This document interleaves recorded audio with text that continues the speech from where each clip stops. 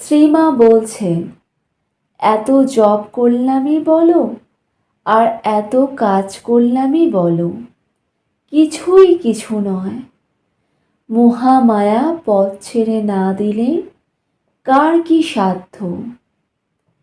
হে জীব, শরণাগত হও, কেবল শরণাগত হও, তবেই তিনি দয়া করে পথ ছেড়ে দেবেন।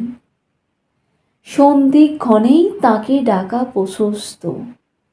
রাত যাচ্ছে, দিন আসছে, দিন যাচ্ছে, রাত আসছে।